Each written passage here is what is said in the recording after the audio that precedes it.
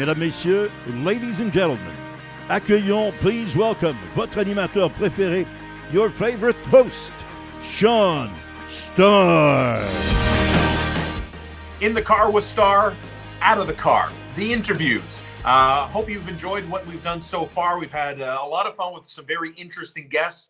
We started off with Dave Hill, CPGA certified teacher, one of the most renowned teachers in Quebec. We went to TaylorMade and spoke to Shaun Perno. We had Eric Macramello. We got to know one of TSN's favorite personalities a little bit more. Don't forget to subscribe on my YouTube channel, youtube.com/inthecarwithstarr. You can also find me on Facebook, Instagram, and I don't know, everywhere else. It's a great pleasure to go in a different direction this time.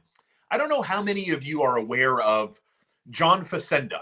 John Facenda's nickname was the Voice of God.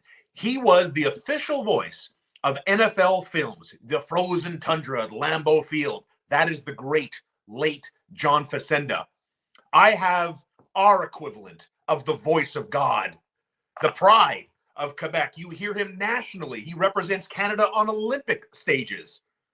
Michel Lacroix, welcome to my podcast. Welcome to In the Car with Starr. I've got to know you for a few years now, and we'll talk about our relationship and how that got to be. When did you know, Michel, you had this beautiful voice?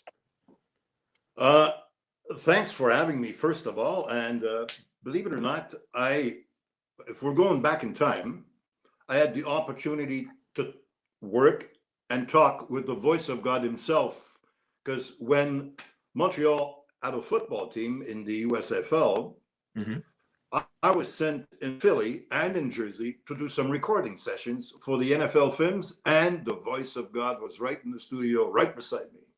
No, what was that like? What was that like, hearing him in person, Michel? Absolutely fabulous, and they allowed me to visit the installations of NFL film. It's amazing. It's crazy. You should see all the archives in there, and they probably changed it a lot because technically things have changed so much since then. But it's an amazing place, I'll tell you that. That's for sure.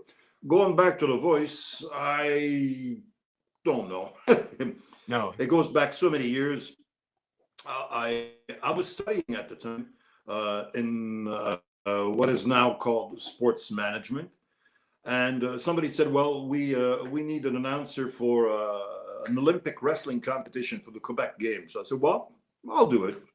And somebody said, "Hey, maybe you should stick to that. It could be interesting." So I went from Olympic wrestling to volleyball to basketball to track and field, and this is where I met people that were organizing the Olympic Games in Montreal in 1976. At the time, I was also a reporter, but for for papers in Laval. So Larry Eldridge was the head of the competition for the athletics in Montreal, and he said, "Well, if you're interested, you could be the voice of the Olympic Stadium for 1976." So that was in 1975. And I said, "Okay, I'll give it a try." And at the time, I was also the PA for Le National de Laval. They had a few good players there, Michael Bossy, Bob Sauvé. So I was getting in the business, and all of a sudden, bingo, it erupted, and it's been like that for over 45 years now. It's crazy. It is, and you've been the house announcer with the Montreal Canadiens organization, Michel, going on how many years? Well, my first game goes back to 1977, because at that time Claude Mouton was the well-renowned PA announcer for the Montreal Canadiens and for the Montreal Expos. And Irving Grundman was the general manager. Irving had asked Claude to take really care of the media people, the press box and everything, so he couldn't be in the penalty box. He knew, following the Olympic Games and my stay in the Quebec Junior Major Hockey League, that I could do the job. He thought I could with the Montreal Canadiens. So he asked me for a replacement. That was in March of 1977 against the Toronto Maple Leafs, and bingo, he said, okay. So I started working, replacing Claude. And I was with the team from 1977 to about 1982, 83 as a PA. And then went on the road as a reporter with the Montreal Canadiens. So I couldn't be the PA because obviously it would have been a conflict of interest. But I stopped going on the road with the team, went back to Sick at the time. And then I replaced Claude occasionally until, of course, he got sick. Then we're going back to 1992, 93. The last Stanley Cup, bingo. They asked me to replace Claude when he died in March of 1993. And I've been there ever since. It's amazing, right? Like you've been affiliated in various parts with the Montreal Canadiens basically my entire life. And obviously I remember the legend that was Claude Mouton, and I'm curious about a relationship like that. You know, myself being in radio for over 20 years, you know, I've seen it be a competitive landscape where, you know, jealousy and egos play a part in someone's behavior. Like some young up and coming broadcaster comes in, and the older veteran maybe is like, oh, I don't want to show this guy everything. He's on the cusp of taking my job. What was your relationship like with Claude Mouton as you were coming up? And he knew maybe you were his understudy, right? I'll tell you one thing. He picked me up, and he showed me a lot of stuff. He was very, very good. He was a friend, and we had a lot of fun. I was going on the road occasionally with the team. I was what, 23, 24 at the time, 23, getting in the business, radio, and he brought me in, showed me tricks, introduced me to people, taught me a few things right and left. Be careful about this thing, be careful about that announcement. And of course, working with guys like Richard Garneau at the time, Dick Irvin at the time. So I listened a lot in the first years, and I think it served me quite well. Jealousy, I've never felt that people were going at me. And it's funny because I was talking about the USFL, and when we got the franchise, the Montreal Machine at the time, you remember, a lot of guys went for the job, and they said, no, we've already got our PA. It's Michel Lacroix. He'll do football because he knows football too. So I said, okay. So, and from that point on, plus going to the Olympic Games, I think that I got a good reputation with all my colleagues, and nobody really pushed me around. I indeed had a lot of fun opening doors to a lot of young announcers that are going at it right now, I think. Well, that's true, right? And I remember, you know, being at Royal Montreal, where you were the announcer and you introduced players on the first tee at Royal Montreal. I remember being there for the President's Cup a few years ago, and you know how one thing rolls into another. Do you have a favorite memory off the top of your head, whether it's, you know, your first entry into the Olympics or a prestigious international golf or a monumentous occasion that maybe you were there for at the Montreal Forum? How do you choose to answer that one? I'll tell you, the first day of the Olympics in 1976, in front of a crowd of 75 to 80,000 people for athletics, was amazing. I was there for the opening ceremony, but not necessarily involved in the same way.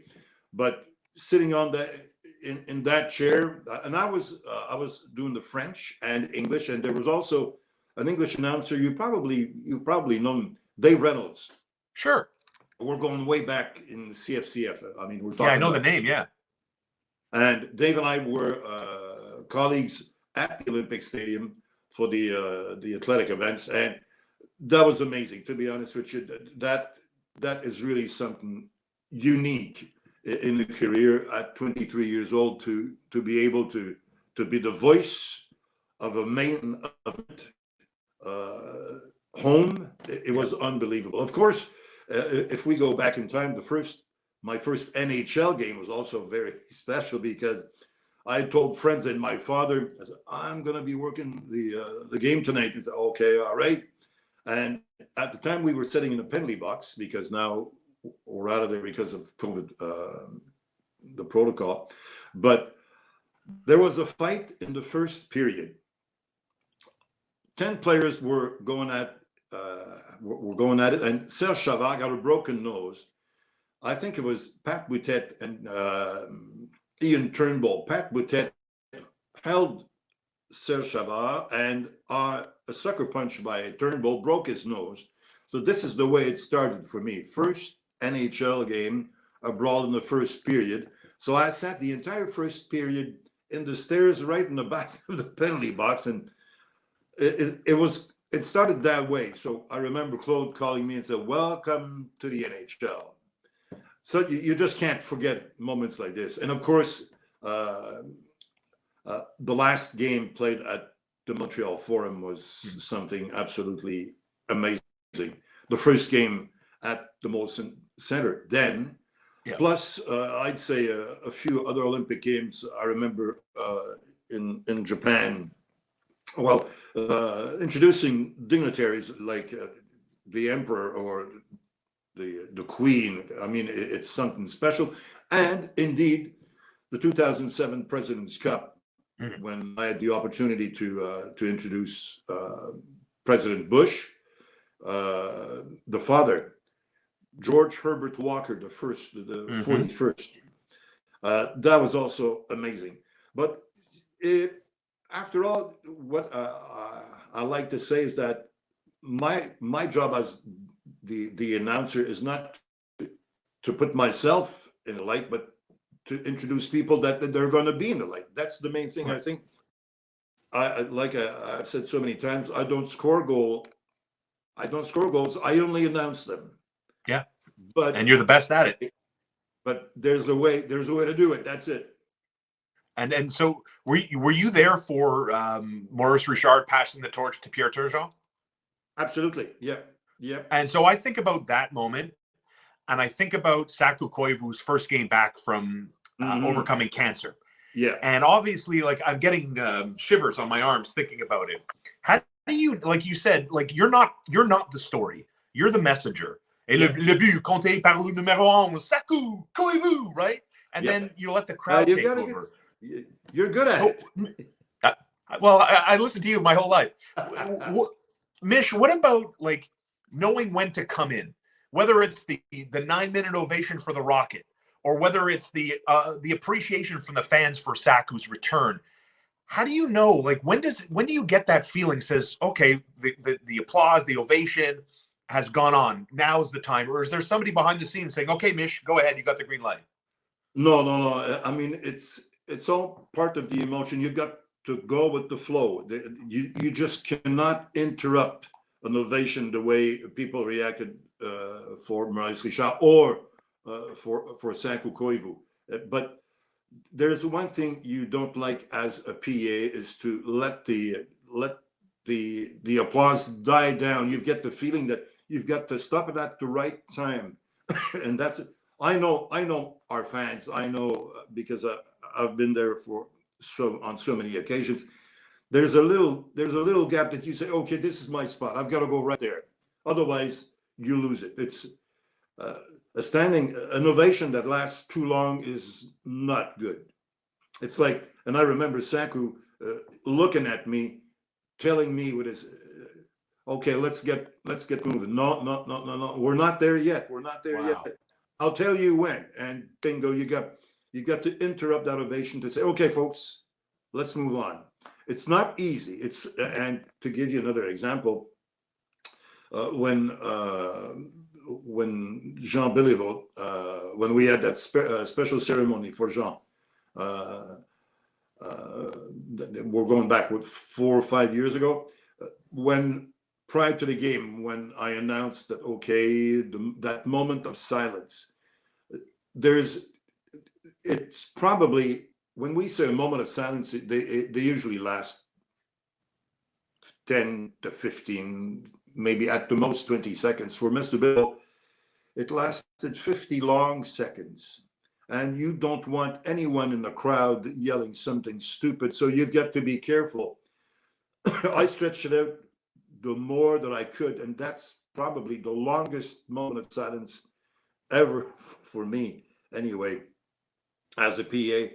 but you got to go with the feel. If you don't feel, if you get to feel the crowd, you get. I'll give you an example. We had Fleury, who recorded a win with the Blackhawks recently. Even though he's not playing with the Montreal Canadiens, I think it was a touch of class by the Montreal Canadiens to acknowledge that we had witnessed something unique. And the fans reacted correctly. And that's the main thing, to get the crowd to react in the proper way.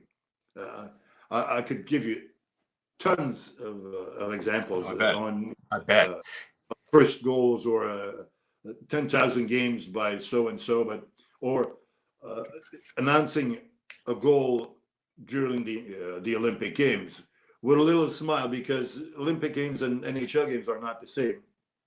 But just a little, goal for Team Canada playing the US in Salt Lake City. You just go, goal for Team Canada, and just with a little smile. So yeah. Well, especially that tournament too, right? Jerome McGinley, Joe Sakic, Mario Lemieux. It's hard not to get excited, which makes sense, right? Because I mean, you've had a front row seat for a million Montreal Canadiens games, and I know, Michel, you had to have had a few favorite players that you were hoping they'd score a goal, and you'd give a little extra punch behind. Who are some of your favorite players that you were so happy they scored because you were able to give a little extra punch behind the announcement? Guy Lafleur was one, of course. I'd say Saku was also part of the deal. Kovalev. Also, I mean, there's a way to. I had fun announcing Kovalev. So yes, and your Saku. That's it. And a guy like Larry Robinson, you can really insist on all these syllables. So these are a few, but of course, during the Olympic Games, we cannot do it because technically we are neutral. But eventually, when you do have a chance to announce a goal by Mario Lemieux, assisted by Joe Sakic, there's a little something extra in there. Yeah, it's not so bad, right? And I'm like, but obviously, you know what? It was. I was in Nagano, Japan, in 1998, when I was flabbergasted to see that we were not sending Wayne Gretzky on the ice during a shootout, and I was saying, "Oh my God, what are we doing?" And I was introducing this one by one, saying, "What in the world is going on?" But I had to be neutral, but at the same time, you think, "What is happening here?" Yeah. Like, whenever the Canadiens get back to the Bell Center, and we hope it's January 27th when they play Anaheim. Yeah. I'm recording this with Michel on Wednesday. The Canadiens are in Boston to play the Bruins. They're in Chicago Thursday night at 8:30 to play the Hawks. And then they're not playing until Monday afternoon at 4 o'clock in Arizona. Okay. Do you get nervous, Michel, for home games? Do you still get a little nervous? Because sometimes, like doing radio for as long as I've been doing it for 20 years and doing live radio, I still, when the red light comes on, man, it gives me a little extra life. And for me, when I say nervousness, it's not so much like I'm sweaty and I'm going to stutter and I don't know what I'm doing and I'm confused or whatever else, or intimidated. To me, it's just another level of care. You know what I mean? So I don't, like, you've been around for so long. I don't think you're intimidated by the microphone or by 21,000. No. But do you still get that antsy feeling in your stomach before your first words come out on a Saturday night? Yep. When I hear the countdown, 5, 4, 3, you just go, okay, here we go. Yeah. Ready, okay. And especially if we've got good crowds, Boston, Toronto, Chicago, these are Pittsburgh Penguins. We know that the fans are already in. They're in for a good show. They're in for a good game. Bingo. It's amazing. You just go, all right, second level. Here we go. I'll show them that we are the best team there is. We are the best fans. This is the best building. And it starts right here, right now. Bang. Yeah. And and it's fun to do it. It's fun. I think every time I go on the air, bonjour, RDS, ladies and gentlemen, this is the Masters. Ooh, wow. I simply love it. I've told friends many times, the day I won't have fun, you won't hear me, you won't see me. I'm still having fun, and that's the main thing. If you don't like it, if you're having problems, leave the problems behind you. You've got to be the number one announcer in the business right now. We're talking to 21,000 people. Go. You're on the air. Go. You're talking to 20,000 people, 200,000 people. It's the same thing. Go. Talk to them individually. Get them one by one, as they say in the commercial. Right. Right. Yeah, it's some good advice too, right? Because own that moment. Own that moment. We hear Tiger Woods telling his son Charlie, no other shot matters than the one you're going to hit right now. And it's the same, to get yourself in that mindset. And obviously, I mean, you've been around for so long through so many different coaches and general managers and players, so on and so forth.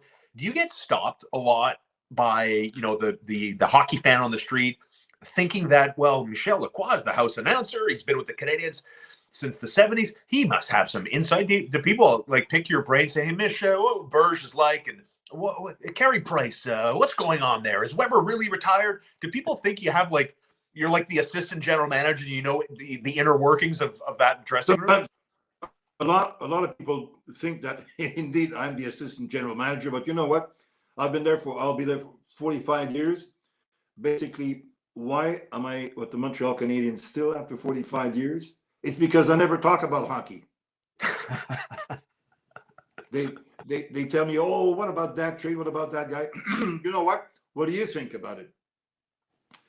I want to hear you. You don't have to hear me. That's the way I do it, because indeed, even though I know infos right and left, I don't share them. This is my role. That's not my role. No. And you know quite well that being around the hockey team, you do get to know infos, privileged information. But hey, I'm the PA. The head of the communications department will do their job. I'll do mine. That's it. Right. Okay, so I'm gonna ask you a couple of questions about the Canadiens, and answer as freely as you want. It's all good. With Marc Bergevin's time coming to an end in season, let's start there. Were you surprised that the Canadiens, with Jeff Molson and his partners, decided now's the time in season? It's not often, Mich, we hear general managers lose their job in the middle of an NHL season. So let's start the year. Were you surprised a little bit that they decided to move away from Marc Bergevin in season this year? Yeah, I think two things. The COVID didn't help. The last two seasons we had were really hard on all the personnel, players, coaches, the management. I mean, the fans. We went from nowhere to the final, and we went from the final to hell. So I personally think that Jeff was patient, but considering the results, did he have another choice? I don't think so. No, and there's no perfect timing to fire a general manager or a coach. I mean, there's always you can wait and we even imagine it's even the same in health with what's happening with Dr. Arruda recently. You get to a point where there's a point of no return. Yeah. In any job, and I think basically that's what happened with the Montreal Canadiens this year. What was so different about Bergevin? I had heard stuff that, and I don't think it's a criticism of the guy. Like, he was the general manager, he was the boss, and he liked to know what was going on with almost every aspect of the organization, and that goes beyond players on the ice or off the ice. Was that was he different compared to other general managers in terms of how much control he wanted? I don't think so. I think basically all general managers want to know exactly what's going on all levels, whether it's marketing, whether it's game presentation management, medical training, relations with media. They're all the same. They've got to know exactly what's going on because it's a tough business. It's really a tough business. And but Mark never, and no other general manager ever interfered with my job, telling me you should do this, you should. Nobody ever.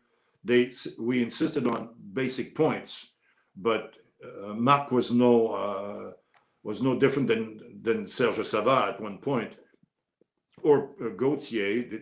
They're all looking at different little details, and very often details will make a big difference.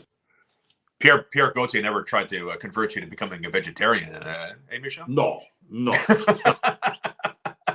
And the other thing was, like, whether, a general manager is, talking to you directly or whatever else. What about players? Like, anybody on the Montreal Canadiens over the years saying, hey, I would prefer if you announce my name this way, or the opposite. I love the way you announce my name when I score a goal. You know what? Basically, what I did every time we started unofficially, we started the season with the golf tournament. So if I was not sure of the pronunciation of one name, I'd go directly to the player and tell him and ask him, how do you want me to announce your name?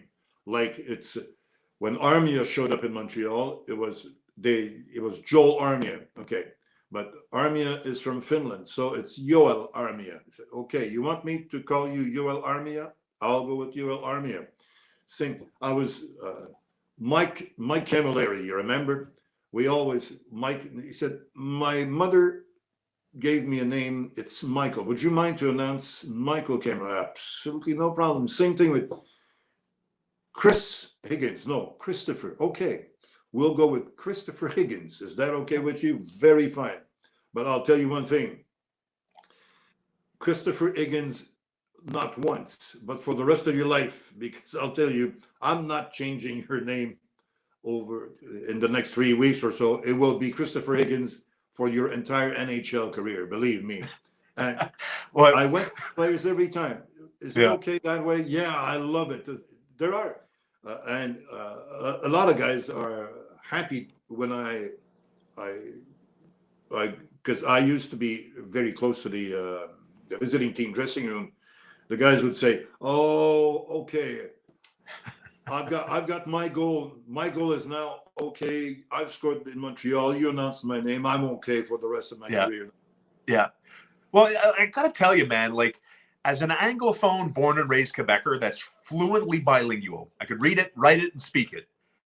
When I was a kid growing up, a diehard Habs fan, to this day, still my team, right? And I would listen to games where the Canadiens would be, let's say, in Philadelphia, right? Mm-hmm. And number 28, Eric Desjardins. You see how I said that? Desjardins? So we would be like the goal scored by number 28 for the Montreal Canadiens defenseman, Eric Desjardins. Or it'd be like the goal scored by number 44, Stéphane Ricoeur. I'm like, what? Huh? Like, this isn't Lac St. Louis here. It's not Adam House League at the Ray Bourque Arena. Like, isn't it offensive? Like, give the man some respect. He's a French Canadian. Give the man some respect, Michel. You must want to pull your hair out when you hear that nonsense. Don, you know what? That's why I insist, and not only in hockey, but in all sports. What do you want? Tell me your name correctly, okay? And give you an example. We were in Salt Lake City, and I was working with the announcer from the Colorado Avalanche, and we were doing a game against, it was Canada-Sweden, I think. So we went through the entire roster, and of course, Peter Forsberg at the time was playing for the Avalanche. So going through the roster, going, okay, Peter Forsberg. So the Swedish responsible for communication said, no. It's Peter Forsberg. Yeah. So, Forsberg. Okay, so For the Olympic Games, for the international accent, Q on Q, we went with Peter Forsberg, like Stefan Jedberg, same thing, Stefan Edberg. But back in the NHL, we went with Peter Forsberg, just like Kovalev was asked me to say, okay, well, NHL, North America, you go with Alex Kovalev. And I told him, well, okay, in Italy for the Olympic Games, it will be Alexei Kovalev, right? Right. Yep. Bingo, that's the way it is. You've got to respect the athlete. That's the main. If parents from the athletes don't recognize the name, then there's a problem. Yeah, exactly. Well said. And you know what? Very often, PA announcers across the league now we're calling each other. And I'll give you another example. We got Shea Weber, but we also had Yannick Weber. Right. Yep. Same way to write it down, but one is from Switzerland, the other one's from BC. Okay, it's Shea Weber and Yannick Weber. I respect both, and that's the way it is. And people. Okay, wait, hold on. Let's get some clarification once and for all. Yeah. Cristobal Huet. David Abisher. David Abisher. Abisher. Okay. Just want to get some clarification, right? Remember Cristobal Huet's wife came out and said, no, my husband's last name, it's Huet. Don't say Huet. No, because I asked Cristobal, okay, what's the correct pronunciation? He said, Cristobal Huet. I said, fine. That's the way it is, and that's the way I'll be announcing the game. It's like Thomas Plekanec or Tomasz Plekanec. Same thing. And what is it? Plekanec or Plekanec? Plekanec. It's like, and to give you another example, sometimes it's fragile. See, in French, they do have a tendency to go with Jaromír Jágr. But in the Czech language, it's Jaromír Jágr. Right. It sounds English. So we went with Jaromír Jágr and not Jaromír Jágr. But a lot of French reporters will say Jágr. But there are so many examples. It's like Lefevre and Lefebvre, former baseball players for the Dodgers. Right. You just go crazy. Or I remember when I was doing tennis in Montreal, John McEnroe. No. McEnroe. Yes, sir. McEnroe. John McEnroe. Right. Well, and it's hard, right? Because you're French Canadian, and watching so much, RDS hockey over the years, my favorite tandem was Pierre Houde and Yvon Petteneau. Those are my favorite guys. And I'm going to ask you, who was the most challenging name to pronounce as a PA? Because I would listen to Pierre Houde. Pierre Houde, God bless him. He's a Ville Saint Laurent guy like me, and I got a lot of love for my Ville Saint Laurent boys. But this man could not get Carlo Koliakovo's name out of his mouth on TV. I felt so bad for him. And not that, if you put me on RDS in French, let me tell you something. I'm going to do much worse than Pierre Houde trying to say an English name, right? But who's the Carlo Koliakovo for you? There's not really one name. I remember looking at Krivo Krasov for the first time. You just go, hold on a second there. It's like, I'll give you another example. Listening to Hockey Night in Canada for years. Dino Ciccarelli. Yeah. Okay. But talk to an Italian guy. If you say Ciccarelli, they'll probably jump on you. It's because it's, Ciccarelli. Ciccarelli. That's the way to pronounce it because it's an Italian name. Ciccarelli. Yeah. So there was a guy from Toronto sitting right beside me, and he said, well, he's a Hall of Famer. You should know damn well that it's Ciccarelli. He said, sir, if there's one Italian guy here, and if I call Dino Ciccarelli Ciccarelli, I think he's going to jump on me. So, you know what? Dino Ciccarelli it will be, and period. Yeah, but period. That's the way it is. It's hard because, another example, José Théodore or Patrice Brisebois, when Patrice Brisebois went to play for the Colorado Avalanche. But Patrice Brisebois, it's hard. There are syllables that are not pronounced in English. Same in French, same in German. So you've got to figure out a way to put it together. Yeah. And like I said, to respect the athlete as much as possible. And sometimes it's hard. I remember doing a game in the Olympic Games, and the IIHF supervisor, technical supervisor, was from Finland, and I said, there are Finnish names that are really hard to pronounce. He said, Finnish is a very easy language to learn. Even the kids in Finland speak Finnish. So I said, okay, goodbye. We're done.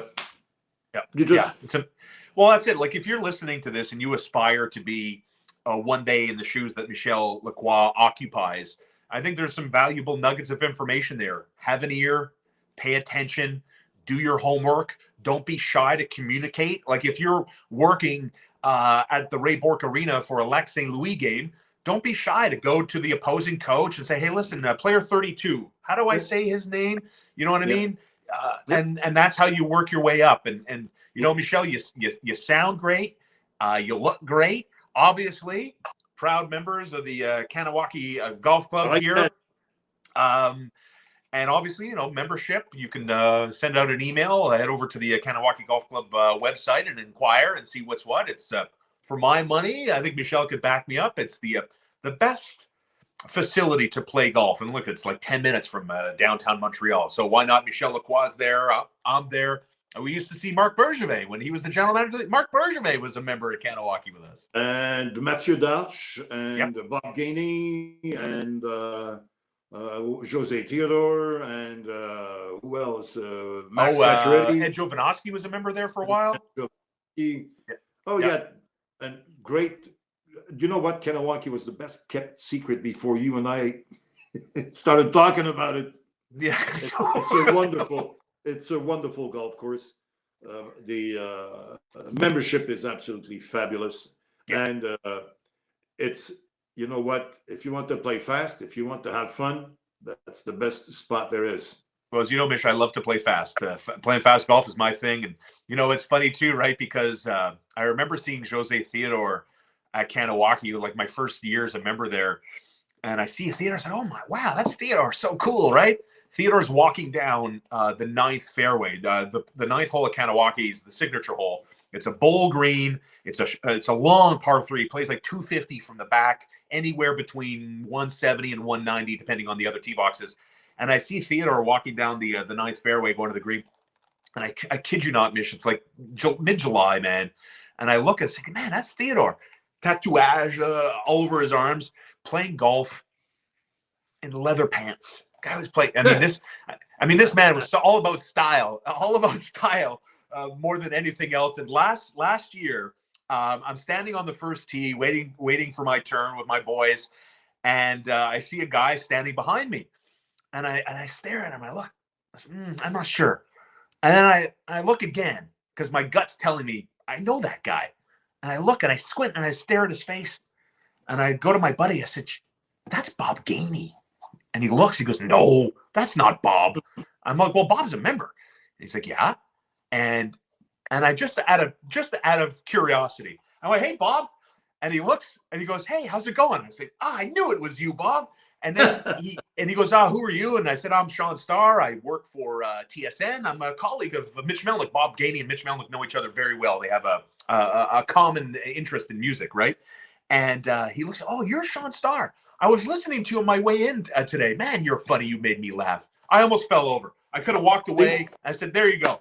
My life is more one of my favorite hockey players of all times." Like, he was listening and thought I was funny, you know? And that's Kanawaki right there. Such a friendly place. It doesn't matter if you have $100 million or $100 in your bank. It's all the same. Exactly. And it's a fun, don't forget that it's a fun game. It must remain a fun game. Sometimes. I try, Mish. I try. Don't forget, Michel Lacroix not only is the PA announcer for the Montreal Canadiens and has been with the Montreal Canadiens in various capacities from 1977 all the way through 2022, and he is also the voice of golf on RDS. How long have you been with RDS? Over 30 years, I think 32, if I'm not mistaken now. Wow. So you, almost Chantal Maccabi, I mean, that had to put a smile on your face that the Canadiens tabbed Chantal as the VP of Communications. What an amazing signing. And I have been working together for at least 32 years because I've known Chantal before. She was also a PA for the Voisin de Laval when Mario Lemieux was the superstar in Laval. And I brought in Chantal with me in 2002 in Salt Lake City to be one of the PA announcers. She was doing ski at the time, and she's done a few other Olympic gigs also. No, I'm quite happy. Hey, imagine Chantal.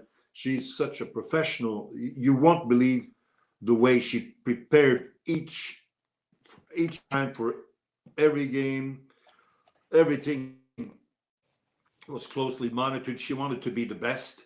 She worked really hard at it. I think she deserved to be in that position. I think it will be very good for the team, for the fans, and for the members of the press also. Yeah, well said. Well said. And looking forward to seeing you on TV, whether it's with my friend Johan Benson, who no doubt is what a man for a little guy. No disrespect, Johan. I'm going to get him on this podcast. Man, he hits the ball. He hits the ball quite well. Yeah. And believe it or not, Shaun, I don't think it's a secret. If so, well, sorry about that. But RDS, we just signed a new agreement with PGA Tour. We're going to be covering the PGA Tour for the next 3, maybe 4 years, if I'm not mistaken. I ain't got all the details, including the Masters, all major events and everything, plus extra coverage. Yeah. So, hey, listen, if you're ever looking for an Anglophone that can speak French to talk about golf, Michel, I'm your man. Thank you so much, as always. People love you, and thank you for giving us the time. And I hope you enjoyed this. If you liked it, subscribe to the channel, youtube.com. And Michel, it's been awesome, man. Thank you so much, and look forward to hearing you at the Bell Center sometime soon. Yes, see you at the Bell Center, and hopefully as soon as possible at Kanawaki. You got it. Merci, Michel. OK, au plaisir. Merci.